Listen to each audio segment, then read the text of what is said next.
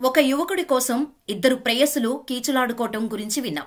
ఓ భర్త కోసం ఇద్దరు పెళ్లాలు గొడవ పడటం చాలా చూశాం. కానీ ఓ భార్య కోసం ఇద్దరు భర్తలు తగులాడుకోవటం ఎక్కడైనా చూశారా?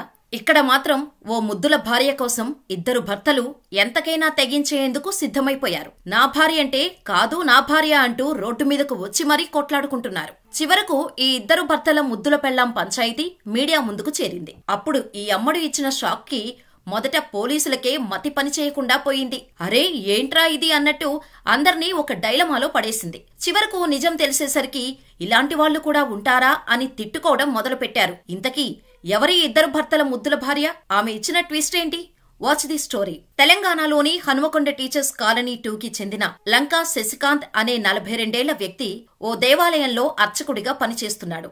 శశికాంత్కి 1999 ఫిబ్రవరి 2న కాజీపేటకు చెందిన దుర్గా సుశీల ఉరఫ్ నాగసాయి వెంకట దుర్గా సత్యాదేవితో పెద్దల సమక్షంలో ఘనంగా వివాహం జరిగింది. అప్పటి నుంచి చాలా హ్యాపీగా ఉండేవారు. భార్యాభర్తలంటే వీరిలా ఉండాలంటూ చూసిన వారంతా శశికాంత్ దుర్గా సుశీల జంటను మెచ్చుకునేవారు.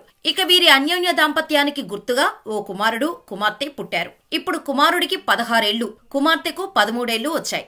అంతా సవ్యంగా సాగిపోతుంది అనుకుంటుండగా సుశీల తల్లిదండ్రులను చూడాలని ఉందని పుట్టింటికి వెళ్ళొస్తా అని ఆగస్టు 20, 2024న భర్తకు చెప్పి బయలుదేరింది.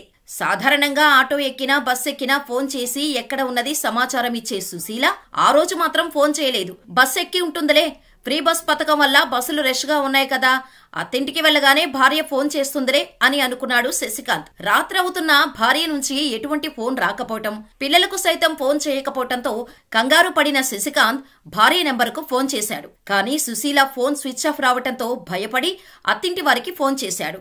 ముందే సుశీల వచ్చిందా అని అడిగితే బాగోదని, ఎలా ఉన్నారు, ఏం చేస్తున్నారు అని అడిగాడు శశికాంత్. అత్తింటి వారు అసలు సుశీల వచ్చినట్టు కానీ తను అక్కడే ఉన్నట్టు కానీ మాట్లాడటం లేదు. తిరిగి వారే సుశీల ఎలా ఉంది అని అడిగేసరికి శశికాంత్ షాక్ గురయ్యాడు. త్వరగానే తేరుకొని అక్కడికే వస్తానని చెప్పింది.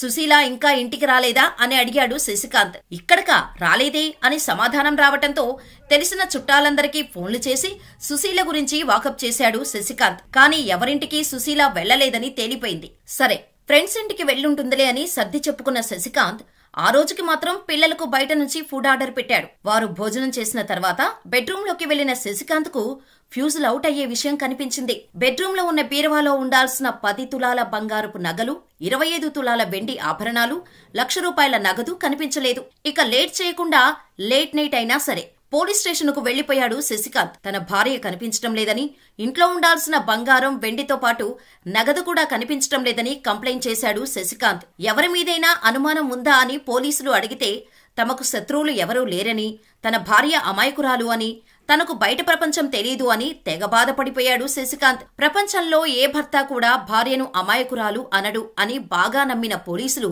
శశికాంతే ఆ డబ్బు నగలు కోసం సుశీలను ఏదైనా చేసి ఉంటాడని అనుమానించారు. పోలీసులు శశికాంత్ పైనే నిఘా పెట్టారు. అలాగే సుశీల నెంబర్ను కూడా ట్రాక్ చేయడం మొదలుపెట్టారు. పోలీసుల నిఘాలో శశికాంత్ అమాయకుడు అని తేలింది కానీ సుశీల ఎక్కడుందో మాత్రం కనిపెట్టలేకపోయారు. ఇదిలా ఉండగా సడన్ గా ఓ రోజు శశికాంత్ సుబేదారి పోలీస్ స్టేషన్ కు వెళ్లిన శశికాంత్ తన భార్య సుశీల ఆంధ్రప్రదేశ్ లోని అమలాపురం కొత్తపేటకు చెందిన డాన్సర్ రాయుడు సత్యవర ప్రసాద్ తో పారిపోయిందని, ఇంట్లో ఉన్న బంగారం వెండి డబ్బు తీసుకెళ్లిందని కంప్లైంట్ చేశారు. మొన్ననే వచ్చి అమాయకురాలు అన్నావు, ఇప్పుడేమో పారిపోయిందని అంటున్నావు, ఏంటయ్యా నీ వ్యవహారం అని పోలీసులు శశికాంత్ పై ఫైర్ అయ్యారు. దీంతో సుశీల ఫేస్బుక్ లో చేసిన రాసలీలలన్నీ బయటపెట్టాడు శశికాంత్. దీంతో కేసు నమోదు చేసిన పోలీసులు సత్యవర ప్రసాద్ ని తీసుకొచ్చి విచారణ మొదలుపెట్టారు. సుశీలకు తనకు ఇప్పుడు పెళ్లైపోయిందని, ఫేస్బుక్ లో ప్రేమించుకున్నామని, తనకు ఆల్రెడీ పెళ్లయిందని తెలిసే పెళ్లి చేసుకున్నట్టు పోలీసుల ముందు ఒప్పుకున్నాడు సత్యవర ప్రసాద్. ఇది ఎంతవరకు నిజమో తెలుసుకుందామని సుశీలను విచారించేందుకు వెళ్లగా